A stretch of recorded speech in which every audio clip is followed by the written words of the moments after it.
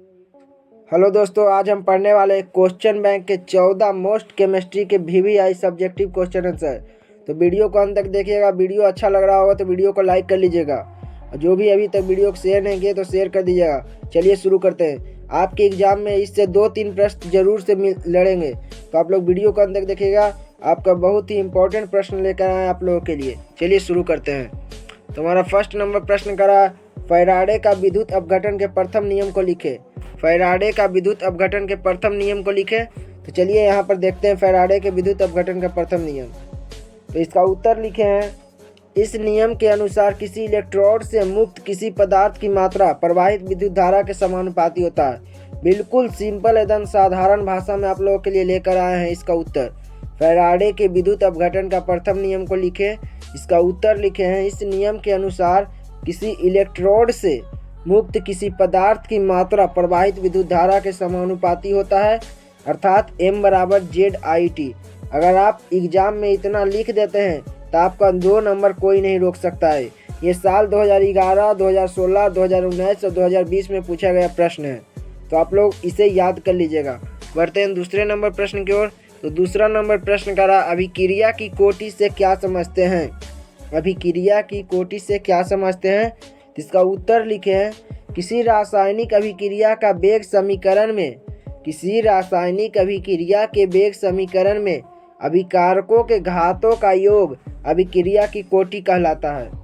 किसी रासायनिक अभिक्रिया के वेग समीकरणों में अभिकारकों के घातों के योग को अभिक्रिया की कोटि कहलाता है।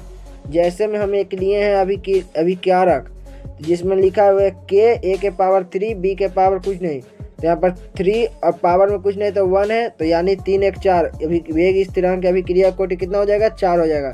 आपको ऑब्जेक्टिव में भी यह पूछ सकता है और सब्जेक्टिव में 2 नंबर में पूछेगा। अगर आप इसे इतना लिख देते हैं और एक उदाहरण दे देते हैं तो आपका 2 मार्क्स कोई नहीं काटेगा। ये 2011, 2016 और 2019 में पूछा गया प्रश्न है। चाहें तो आप क्वेश्चन बैंक उठाकर देख सकते हैं। तीसरे नंबर प्रश्न की ओर बढ़ते हैं। तो तीसरा नंबर प्रश्न करा, शॉटकी दोष क्या है। शॉटकी दोष क्या है, ये 2011 और 2016 में पूछा गया प्रश्न है। चलिए इसका उत्तर देखते हैं साधारण भाषा में, जो कि आप लोग को याद करने में परेशानी ना हो। इसका उत्तर लिखे हैं, इस दोष में अवयवी कण अपने जालक बिंदु को छोड़कर गायब हो जाते हैं, इसे शॉटकी दोष कहते हैं।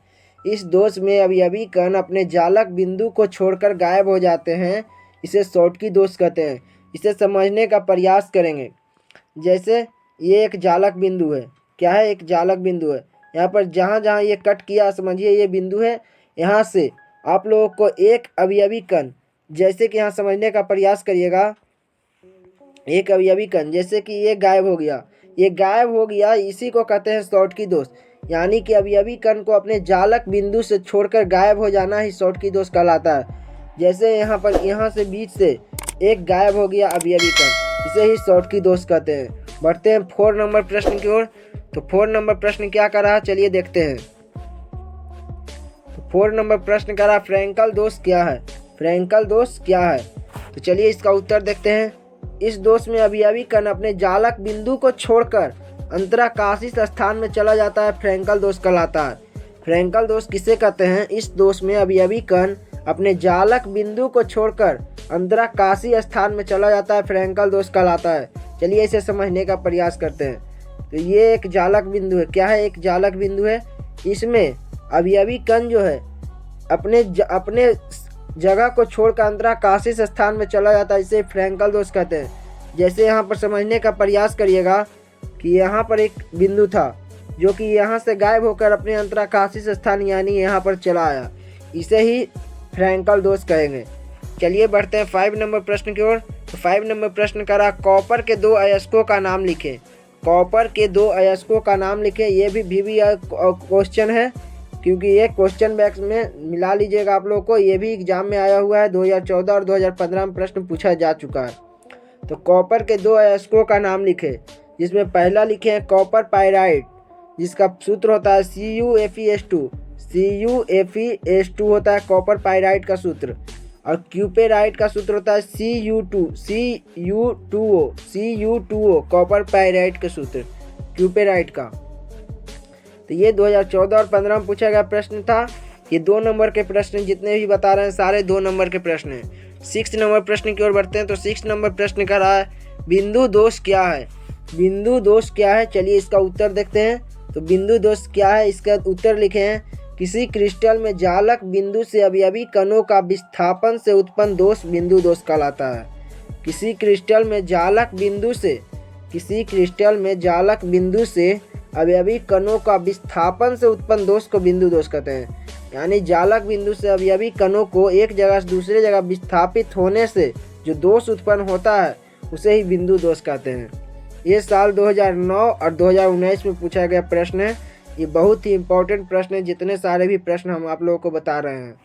7 नंबर प्रश्न कर रहा है परासरण दाब को परिभाषित करें। परासरण दाब को परिभाषित करें, तो चलिए इसका उत्तर देखते हैं। वे बाहरी दाब जो विलयन के तरफ से लगाने पर परासरण की क्रिया को रोक देते हैं।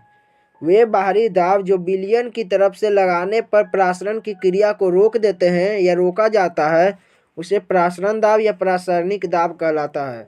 ये 2013 और 19 में पूछा गया प्रश्न है। बहुत ही इंपॉर्टेंट प्रश्न है, हर साल आपके एग्जाम में आते हैं, इस साल भी आएंगे। बढ़ते हैं 8 नंबर प्रश्न की ओर। तो 8 नंबर प्रश्न का रहा है विशिष्ट चालकता क्या है। विशिष्ट चालकता क्या है, जिसका उत्तर लिखे हैं विशिष्ट चालकता को विशिष्ट प्रतिरोध के विलोम के रूप में परिभाषित किया जाता है। विशिष्ट चालकता को विशिष्ट प्रतिरोध के विलोम के रूप में परिभाषित किया जाता है। इसका SI मात्रक ओम इनवर्स सेंटीमीटर इनवर्स होता है। ये साल 2016 और 18 में पूछा गया प्रश्न है। आप लोग फिर से देखिएगा विशिष्ट चालकता क्या है। तो इसका उत्तर लिखा हुआ है विशिष्ट चालकता को विशिष्ट प्रतिरोध के विलोम के रूप में परिभाषित किया जाता है। इसका SI मात्रक ओम इनवर्स या सेंटीमीटर इनवर्स होता है। यही इसका उत्तर हुआ। अगर आपको ऑब्जेक्टिव में पूछ सकता है कि विशिष्ट चालकता का SI मात्रक क्या होता है, तो आप लोग मारिएगा ओम इनवर्स सेंटीमीटर इनवर्स मारिएगा। बढ़ते हैं 9 नंबर प्रश्न की ओर।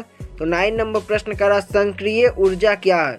सक्रिय ऊर्जा क्या है, ये भी इम्पोर्टेंट प्रश्न है क्योंकि ये 2013 और 15 में पूछा गया प्रश्न है। तो सक्रिय ऊर्जा का उत्तर लिखे हैं अभिकारक से मध्यवर्ती के निर्माण में आवश्यक ऊर्जा को सक्रियण ऊर्जा कहते हैं। अभिकारक से मध्यवर्ती के निर्माण में आवश्यक ऊर्जा को सक्रिय ऊर्जा कहते हैं।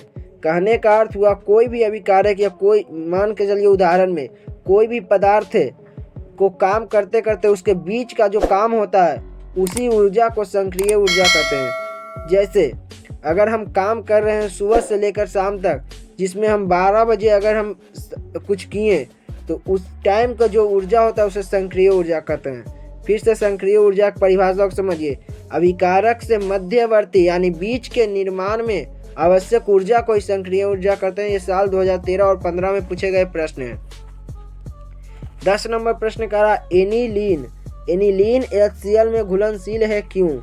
एनिलीन HCl में घुलनशील है क्यों, इसका उत्तर लिखें एनिलीन क्षारीय प्रकृति के होने के कारण यह अम्ल HCl में घुलकर साल्ट बनाता है। एनिलीन क्षारीय प्रकृति होने के कारण यह अम्ल HCl में घुलकर साल्ट बनाता है। ये साल 2014 में पूछा गया प्रश्न है। आप लोगों के मन में सवाल उत्पन्न हो रहा होगा कि सर इतना शॉर्ट आंसर एग्जाम में लिख कर आएंगे। तो आप लोग कोई भी टेंशन लेने की बात नहीं है, क्योंकि साइंस में आप लोगों को बढ़ा चढ़ा कर उत्तर नहीं लिखना है। आप लोगों को जितने शब्द में उत्तर सही बैठता है वही उत्तर को लिख कर आना है।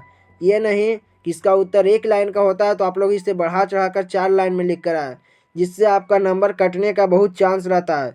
आप लोगों को जितना उत्तर कहा जाता है उतना ही लिख कर आइएगा। बढ़ते हैं 11 नंबर प्रश्न की ओर। तो 11 नंबर प्रश्न का रहा है वर्जन क्या है। तो वर्जन क्या है ये देखते हैं।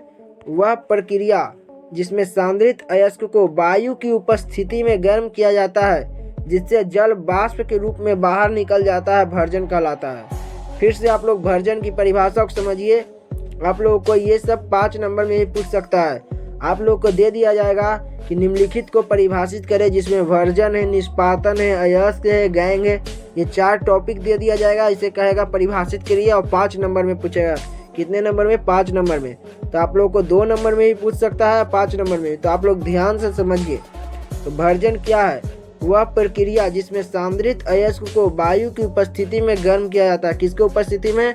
वायु की उपस्थिति में गर्म किया जाता है, जिससे जल वाष्प के रूप में बाहर निकल जाता है, भर्जन कहलाता है। ये साल 2010, 11 और 12, 14 में पूछा गया प्रश्न है। बढ़ते हैं 12 नंबर प्रश्न की ओर। तो 12 नंबर प्रश्न का रहा है निस्तापन क्या है। तो निस्तापन क्या है इसे देखते हैं। इसका उत्तर लिखे हैं वह प्रक्रिया जिसमें सांद्रित अयस्क को वायु की अनुपस्थिति में, अभी हम लोगों ने वर्जन पढ़ रहा था जिसमें पढ़ रहे थे, वह प्रक्रिया जिसमें सांद्रित अयस्क को वायु की उपस्थिति में, यहाँ पर कर रहा है अनुपस्थिति में, क्या कर रहा है अनुपस्थिति में कर रहा है।